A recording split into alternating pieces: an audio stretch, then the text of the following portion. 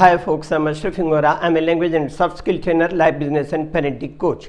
English breakfast with Ashraf में आज हम फ्यूचर परफेक्ट कंटिन्यूअस टेंस का अध्ययन करेंगे।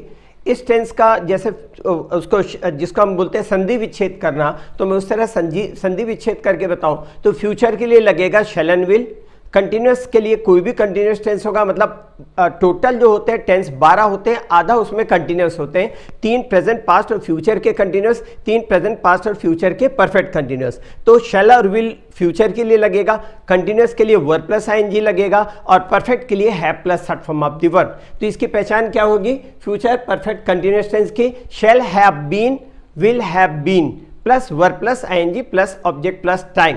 ठीक, और ये पूरे टेंस में एक अकेला टेंस है जहां पर 3 शब्द की हेल्पिंग वर्ब है।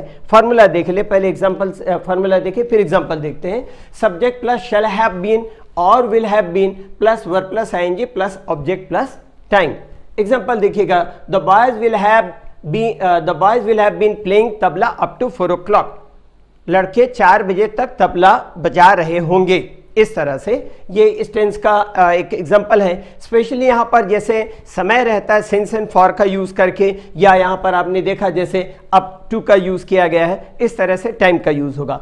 सेंटेंस का और एग्जांपल एक आध देख लें। और इनके जैसा फ्यूचर परफेक्ट कंटिन्यूअस टेंस में जब निगेटिव बनाया जाता है तो निगेटिव में क्या होता है? शैल और विल के बाद में नॉट लगाते हैं, शॉर्ट फॉर्म का यूज करते हैं। जैसे मैं बता चुका हूं जनरली बातचीत में, तो नॉट का यूज शैल और विल के साथ में जोड़ के करेंगे तो शैंट या वोंट का हो जाएगा फॉर्मेशन। फॉर्मूला पहले देख लें। Subject plus shall not have या will not have plus verb plus have के बाद बीन लगेगा plus verb plus ING plus object plus time. और एग्जांपल यहां देखेंगे, शॉर्ट में बोलेंगे तो शंट या वोंट का यूज करेंगे। एग्जांपल देखेंगे, the boys won't have been playing tabla up to 4 o'clock। 4 बजे तक, यहां पर तक के लिए अप टू का सेंस यहां यूज हुआ। लड़के 4 बजे तक तबला नहीं बजा रहे होंगे। लड़के 4 बजे तक तबला नहीं बजा रहे होंगे। और इंटरोगेटिव फॉर्मेशन करते हैं तो सारे जो फॉर्मेशन जितने भी इंटरोगेटिव हेल्पिंग वर्ब वाले होते हैं तो वहाँ हेल्पिंग वर्ब को सब्जेक्ट के बाहर लगा करके इंटरोगेटिव बनाते हैं।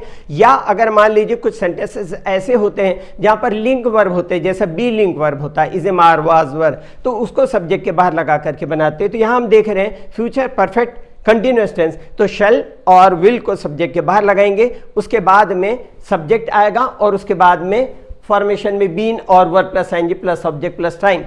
यहाँ फॉर्मूला पहले देख लें। शैल और will plus subject plus have been plus verb plus ING plus object plus time. Example देखेंगे, will the boys have been playing tabla up to 4 o'clock। क्या लड़के 4 बजे तक तबला बजा रहे होंगे? इस तरह से ये फॉर्मेशन हुआ फ्यूचर परफेक्ट कंटिन्यूअस टेंस का और इंटरोगेटिव का। अब निगेटिव सेंटेंस का इंटरोगेटिव बनाना है तो 2 तरह से इंटरोगेटिव बन सकता है।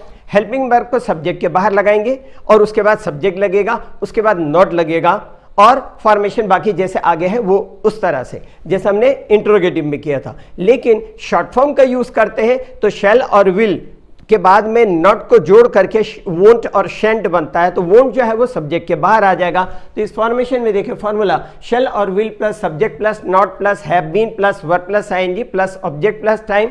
और उसको शॉर्ट में बोलेंगे तो शेंट और won't plus subject plus have been plus verb plus ING plus object plus time.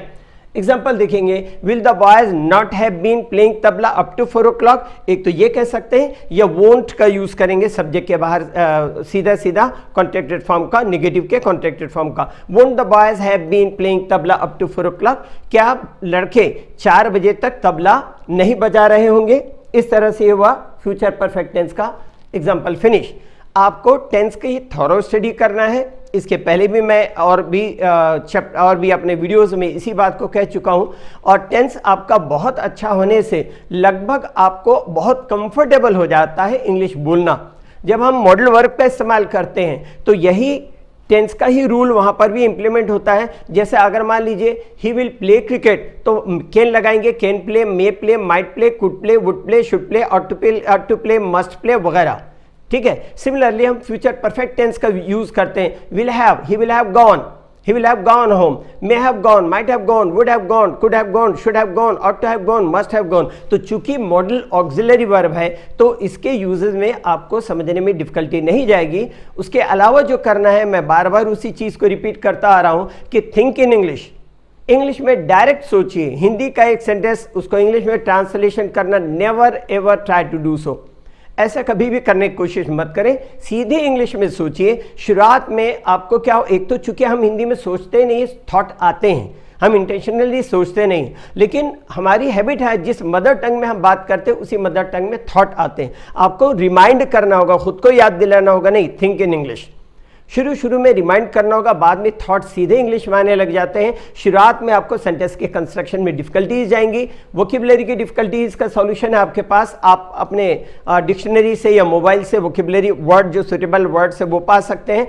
लेकिन जहां डिफिकल्टी होती है सेंटेंस के कंस्ट्रक्शन में कि इसका कंस्ट्रक्शन ऐसे कैसे बनेगा, उसके लिए सॉल्यूशन मेरे पास है और वो सॉल्यूशन है ये मेरी 5th बुक। 10 साल पहले रिलीज हुई थी, मार्केट में अवेलेबल है। 656 पेज की बुक है, 2 वीडियो डीवीडीज के साथ में रिलीज हुई थी। एक फिल्म प्रोड्यूसर ने बनाया था उन डीवीडीज को, और वो एक डीवीडी थी पर्सनालिटी डेवलपमेंट पर 3 घंटे के लगभग, और दूसरी डीवीडी थी स्पोकन इंग्लिश पर। ये मैं बुक को रिकमेंड क्यों कर रहा हूँ, मेरी बुक है इसलिए नहीं रिकमेंड कर रहा हूँ, बल्कि इसमें कुछ चीज़ें ऐसी हैं जो दुनिया की किसी बुक में नहीं है।